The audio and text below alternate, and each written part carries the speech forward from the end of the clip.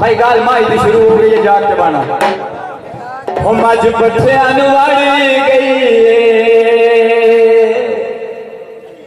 जदन दी होई शादी और मेरी किस्मत साड़े गई है मार का भाई जो है अभी मेरे प्यो माज रख ले